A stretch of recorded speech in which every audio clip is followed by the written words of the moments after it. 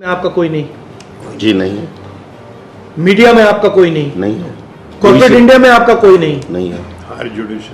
Higher judiciary में कोई नहीं? नहीं है। सीनियर जनरल्स में कोई नहीं?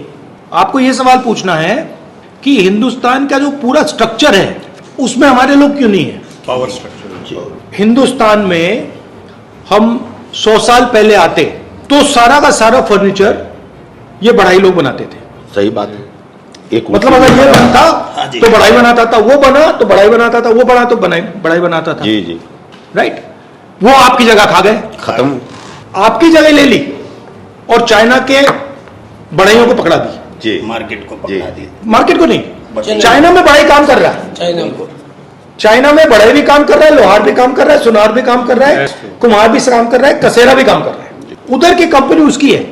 ये जो पूरी जापान में इंडस्ट्री है इंजन बनाने वाली, ये पता है कौन चलाता है?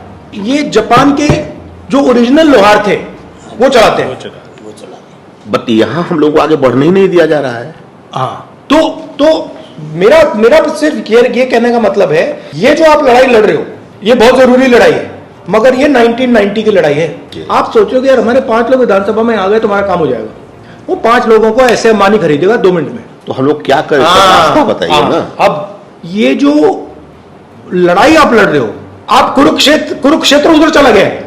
तो सर उधर जाने के लिए क्या ये संसाधन नहीं है हमारे पास? नहीं, सबसे पहले उधर जाने का तरीका जाति जनगणना है। जाति जनगणना में मैं क्यों प्रेशर डाल रहा हूं? क्योंकि मैं जानता हूं जिस दिन जाति जनगणना टेबल पे आ गया मामला ही खत्म। उस दिन आपके सब लोगों को पता लग जाएगा यार, ना हम शिक्षा के सिस्टम में हैं, ना हम स्वास्थ्य के सिस्टम में हैं, ना हम कॉर्पोरेट इंडिया में हैं। नहीं सर, हम तो मेरा कहना है मैं आपकी पूरी मदद करूंगा कि आपके एमएलए बन जाए, बट जब तक आप वो बड़ा सवाल नहीं पूछोगे तब तक आपका होने वाला कुछ नहीं है। बड़ा सवाल है कि हिंदुस्तान का जो पावर का सिस्टम है उसमें आपको कैसे घुसाया जाए जी।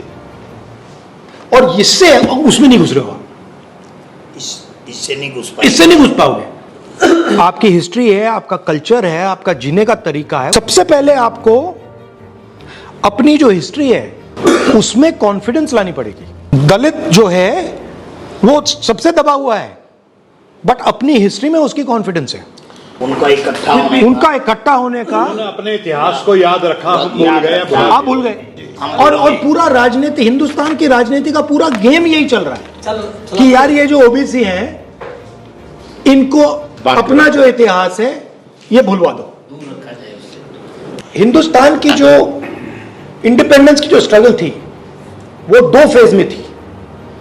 पहले कांग्रेस पार्टी कह रही थी कि भाई देखो हम अंग्रेजों के सिस्टम को एक्सेप्ट करते हैं, इसमें हम रिप्रेजेंटेशन चाहते हैं। 1929 में 29 में गांधी जी और नेहरू जी और इन सब ने कहा कि हम रिप्रेजेंटेशन नहीं चाहते, हम पूर्ण स्वराज चाहते हैं, हम पावर चाहते हैं। अभी आप लोग रिप्रेजेंटेशन की लड़ाई लड़ रहे हो। अभी आप लोग कह रहे हो कि भैया हमें रिप्रेजेंटेशन चाहिए, इससे आपको कुछ नहीं मिलने वाला। आपको अभी आप पावर के लिए नहीं लड़ रहे हो, अभी आप रिप्रेजेंटेशन के लिए लड़ रहे हो। मतलब पावर यहां पे है, आप कह रहे हो यार 2 कुर्सी हमें दे दो, भागीदारी हो जाए थोड़ी सी 2 कुर्सी दे दो। आपने मुझे बोला जी कि भैया हिंदुस्तान में कि 5000 एमएलए हैं, हमें 5 दे दो, मतलब 1000 में से 1। राइट। आप मेंटली रिप्रेजेंटेशन के लिए लड़ रहे हो, पावर के लिए नहीं लड़ रहे हो।